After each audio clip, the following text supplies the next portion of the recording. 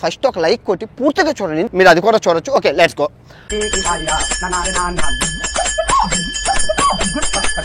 కొట్టండి జేజేలు, పెట్టండి కటౌట్లు, కొట్టండి చప్పట్లు, సంబరాలకు సిద్ధం కండి.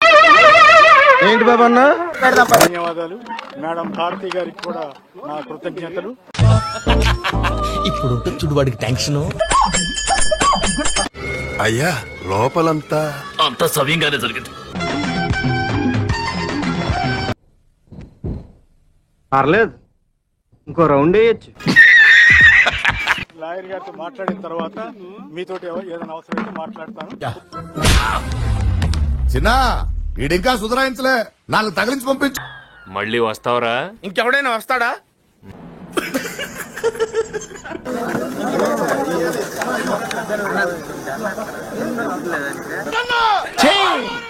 మడ్రలు చేసి బయటకు వచ్చే వాళ్ళకి దండలేస్తారు.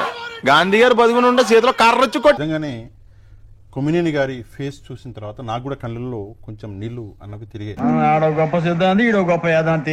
సెక్స్ వర్కర్లు ఎక్కడున్నారంటే అమరావతి చుట్టుపక్కల ప్రాంతాల్లో వార్త నేను కూడా చూశాను, టైమ్స్ ఆఫ్ ఇండియాలోనూ దీంట్లో హిందూ.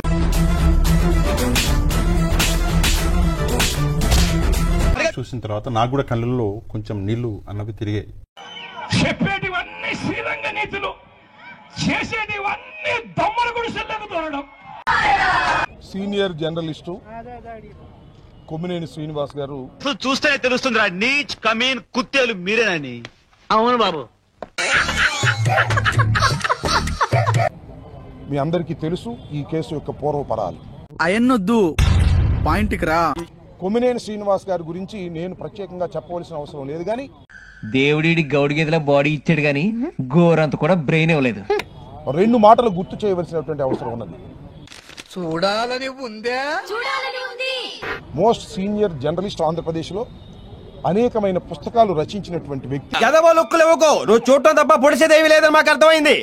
ఈనాడు ఆంధ్రజ్యోతుల్లో పనిచేసినటువంటి వ్యక్తి.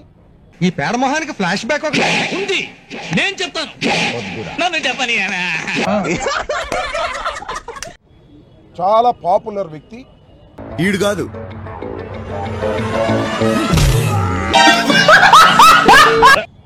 ఆయన మీద కక్షగట్టి ఆయనకు సంబంధం లేనటువంటి కేసు పెట్టి అలా కాదురా ఎరుపు కూడా,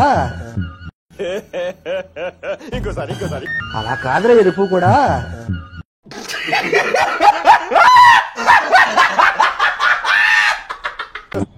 ఆయన మీద కక్షగట్టి ఆయనకు సంబంధం లేనటువంటి కేసు పెట్టి, తప్పుడు కేసు పెట్టి, అన్యాయమైన కేసు పెట్టి, ఒక జర్నలిస్టు, చీమకి కూడా హాని చేయనటువంటి జర్నలిస్టు, చీమకి కూడా హాని చేయనటువంటి జర్నలిస్టు.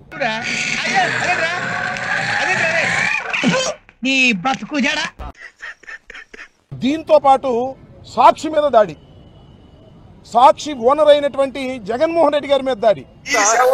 వార్త నేను కూడా చూశాను, టైమ్స్ ఆఫ్ ఇండియాలోనూ దీంట్లో హిందూలోనూ వచ్చింది. ఇప్పుడు ఎక్కడ కొట్టాలరా? నిన్ను కొట్టకుండా పనే మార్గం లేదా? ఆఫ్టర్ ఆల్ ఒక క్రిమినల్ ని చంపితే లేస్తుందే.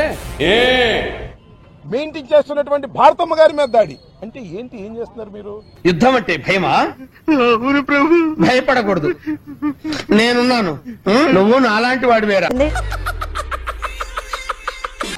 జర్నలిస్టులను కూడా వదిలిపెట్టే దశలో ఈ ప్రభుత్వం లేదు.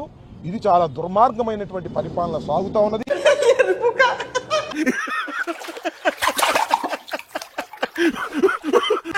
మాకు అందరికి భయం ఎలా ఉంటుంది? పోలీసులు కేసులు పెడతారేమో, పోలీసులు ఏమైనా కొడతారేమో అని భయం కదా. మూర్తి గారు, ఇలాంటప్పుడే గుండె రాయి చేసుకోవాలి. మీరు కేసులు పెడుతున్నారు, కొడుతున్నారు, ఇంకా భయం ఎందుకు? అయిపోయా. చంద్రబాబుకి ఈ నేచర్ లేదు ఎప్పుడును. ఇది లోకేష్ నేచర్ అని చెప్పాడు. అసలు ఐడియాలు ఎలా వస్తాయండి మీకు? మీరు చేయండి, సబ్స్క్రైబ్ చేయండి, 1,00,000 దాటించండి చెప్తా.